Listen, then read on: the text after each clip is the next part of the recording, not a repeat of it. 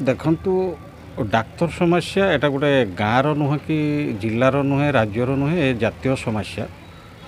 ଏହା ସମାଧାନ ପାଇଁ ସମୟ ଲାଗିବ କିନ୍ତୁ ମୋରଡା ଡାକ୍ତରଖାନା ଏ ହେଉଛି ଗୋଟେ ଗୁରୁତ୍ୱପୂର୍ଣ୍ଣ ଡାକ୍ତରଖାନା। ୟାର ଭୂମିକା ବେଶ ଗୁରୁତ୍ୱପୂର୍ଣ୍ଣ କାହିଁକିନା ଏହା ସୀମାନ୍ତ ଅଞ୍ଚଳରେ ଗୋଟେ ପଡ଼ୋଶୀ ରାଜ୍ୟର ସୀମାରେ ରହିଛି ଏବଂ ୟା ଚାରିକଡ଼େ ପଡ଼ୋଶୀ ଜିଲ୍ଲାମାନେ ଅଛନ୍ତି ଯେଉଁଥିପାଇଁ କି ଏ ଡାକ୍ତରଖାନାକୁ ପଡ଼ୋଶୀ ରାଜ୍ୟର ଲୋକମାନେ ଆସନ୍ତି ଏବଂ ପଡ଼ୋଶୀ ଜିଲ୍ଲାର ଲୋକମାନେ ଏଠି ଆସନ୍ତି କିନ୍ତୁ ଡାକ୍ତର ଅଭାବ ଯୋଗୁଁ ଏ ରୋଗୀ ସେବା ମାନେ ନିଶ୍ଚିତ ପ୍ରଭାବିତ ହେଉଛି। ଅନ୍ୟପଟେ ଦେଖନ୍ତୁ ଏଠି ଆମର 10ଟି ରୋଗୀ ବେଡ଼୍ ରହିଛି କିନ୍ତୁ ଇଣ୍ଡୋରରେ ରୋଗୀ ନାହିଁ।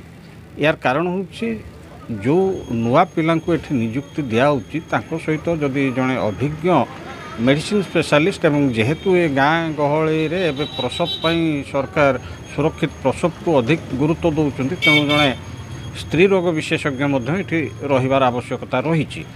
ଯାହା ହେଲେ କି ଏ ଅଞ୍ଚଳର ଲୋକମାନେ ଉପକୃତ ହୋଇପାରିବା ନିଶ୍ଚିତ ଏବଂ ଉପଯୁକ୍ତ ସ୍ୱାସ୍ଥ୍ୟ ସେବା ପାଇପାରିବେ। ଅନ୍ୟପଟେ ଆଉ ଗୋଟେ କଥା ଦେଖନ୍ତୁ ଏବେ ଯେଉଁ ନୂଆ ବିଧାୟକ ହୋଇଛନ୍ତି ଆମର ଡକ୍ଟର କୃଷ୍ଣଚନ୍ଦ୍ର ମହାପାତ୍ର ଏବେ ରାଜ୍ୟ ମନ୍ତ୍ରିମଣ୍ଡଳର ପ୍ରମୁଖ ଦାୟିତ୍ୱରେ ରହିଛନ୍ତି ମନ୍ତ୍ରୀ ଭାବରେ।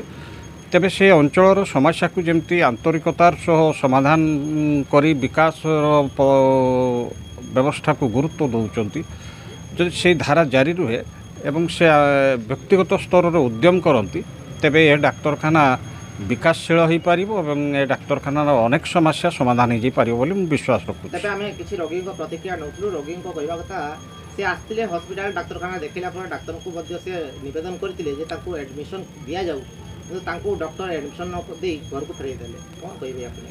ଏ ଦୁଃଖଦାୟକ ଘଟଣା।